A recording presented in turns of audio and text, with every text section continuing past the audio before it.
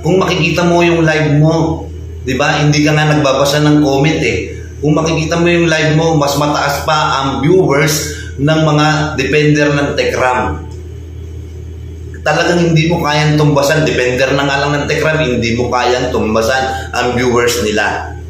Ikaw, tingnan mo ang views mo, ang viewers mo, 300, pinakamataas mo na. Pero tingnan mo si Ma'am si Marie Vlog, si Michelle Japina, ang lalaki ng mga viewers nila kasi marami ang nakikisimpatya dahil puro katotohanan lang ang mga sinasabi nila. Mega loud shoutout po sa lahat po ng Tekram community at viewers po ng Tekram at viewers po ng Rolly TV Vlogs po. So yan guys, bibigyan ko lang po ng reaction itong live po nga ni Ninong R na fake Ninong, di ba? Dito po ay always na lang po siya magsalita. Lahat po na pananalita niya ay parang pawang makadiyos lahat ang sinasabi niya. Piling matalino, piling magaling lahat sa lahat po ng bagay. Pananalita niya, lahat po ay magaling po talaga siya. Di ba? Lahat po ng sinasabi niya ay pawang katotohanan daw po lahat. Pero dito, base sa kanya sinasabi, na ito nga pong si Batang Kargador ay lumalabas po tuwing gabi ng alas 9. Inamin po ng Batang Kargador na lumalabas po siya ng tuwing gabi at umuwi po siya ng alas 5 ng madaling araw. At inamin din at lumabas din po sa bibig ng mismo ng Ninong Fake R niya na itong bata nga po ay ito ay umiinom ng wine. So ibig sabihin, umiinom pa rin po siya ng totoo o alak po talaga. Di ba po ang wine ay alak? Di ba? Kahit po sabihin po natin ay good for the heart, pero alak pa rin po yun. Di ba? Kaya nga po, ang sinasabi niya nga po dito ay lahat daw po ay pawang kasinungalingan daw po. So ibig sabihin po ay sinasabi niya po dito sa kanyang live ay ito nga po si Tekporen ay para makapagsalita lang daw po ng kasinungalingan. Kaya po niya daw sinabi na umiinom ng alak or beer itong Batang Kargador. Kaya lahat po ng sinasabi niya ay pawang kasinungalingan daw po. So ibig sabihin po ay gumagawa lang po ng kwento ito pong si Tekporen. Di ba? Tapos po bukang bibig niya po ay lahat po daw nang babas sa kanya. Kaya nga po nababas itong bata na to at itong Batang Kargador na ito dahil din po sa gawa ninyo, dahil winakuwak nyo nga po itong bata. Lahat po ng kagustuhan niya ay binibigay ninyo. Lahat nga po ng luho niya ay binibigay ninyo. Di ba? Kaya nga po siya nagagrad dito dahil kayo ang punot dulo kung bakit po siya nababas. Hindi po siya mabababas at hindi po siya madidepress kung hindi nyo po ginawa sa kanya na paglalason at inikayat nyo po na lahat po ng kagustuhan niya, ibigay nyo yung buong luho niya, di ba? Kaya nga dito ay totoo naman po, di ba? Lahat po kaming mga viewers, kundi po dahil sa aming mga viewers at sumusuporta at defender ay hindi po yan makikilala itong bata na to. Di ba nga po ang mga viewers po ang nagdala sa kanya kung nasaan siya ngayon. Kami pa rin mga viewers ang nagdala kung ano yung kung ano ang tinatamasa niya, di ba? Dahil kami ang nakakilala at kami ang nakakapanood sa lahat po ng vlog ng Tatay Tekram.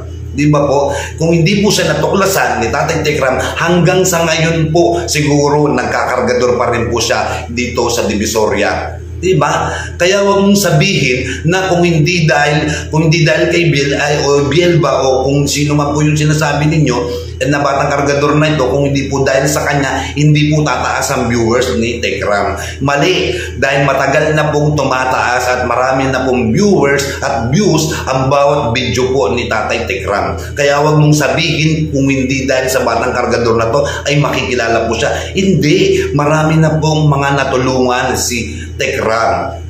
O, sinabi mo mula day 1, panoorin namin. Mula day 1, pinanood namin. Kung hindi dahil kay Tatay Tekram, hindi siya makikilala at hindi nyo siya makikilala at hindi nyo siya mawawakwak. Yun po ang katotohanan. Kaya wag po kayong masyadong magmalinis sa inyong sarili. Dahil po dito, kami pong mga nakatotoo at nakapanood dito sa bata na to na kami ang nakakaalam kung ano yung punot dulo, kung paano siya makilala. Diba? Huwag mong gamitin angkinin lahat.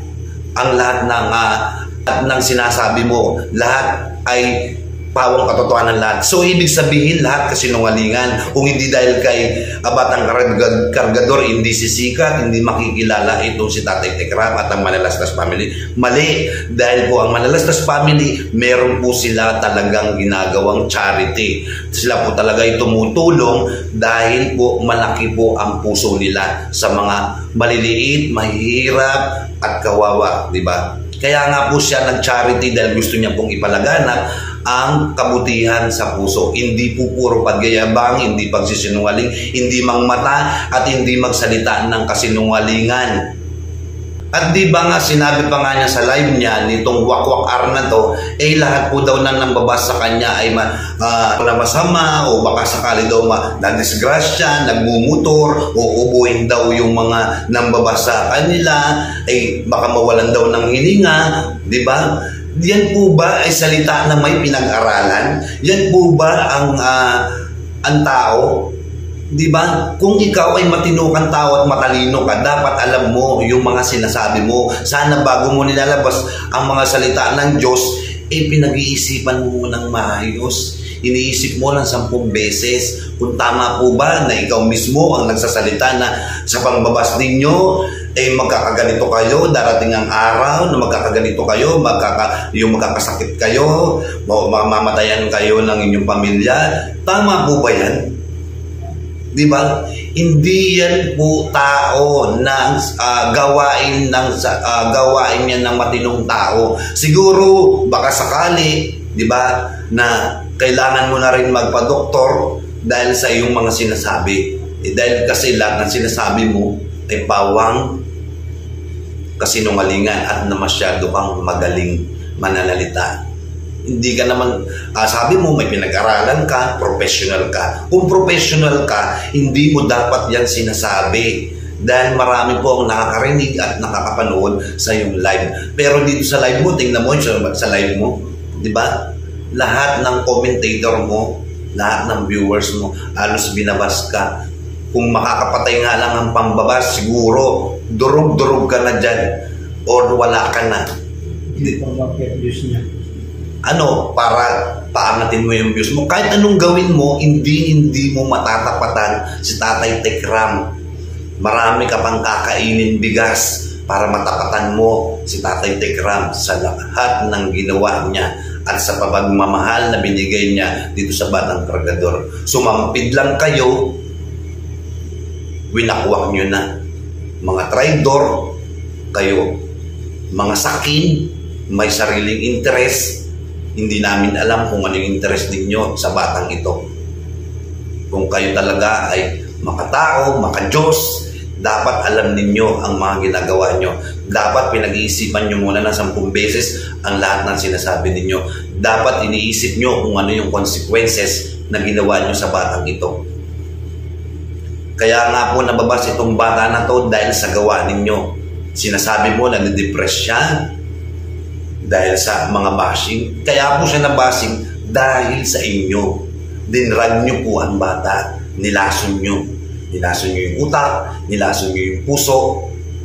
Gusto nyo sa inyo lang siya maniwala. Gusto nyo kayo lang ang magpaliwanag sa kanya. Gusto nyo kayo lang yung magpapayo sa kanya. Di ba? Hindi yan nararapat para sa kay Dave o kay Batang Kargador. Ganyan ba yung sikat? Naglalakad kayo sa mall ni Batang Kargador, ni hindi nga kayo kilala, wala nga nagpapapicture sa inyo. Tignan mo yung live mo, ni hindi umaangat ang viewers mo. Lahat ng viewers mo, puro bashing. Di ba? Ang naniniwala lang sa'yo, yung mga kapwa mo wakwak. Di ba? Kaya tingnan mo lahat ng comments sa iyong live, puro bashing. Di ba? Tapos, ang galing-galing mong magsalita. Di ba? Di ba?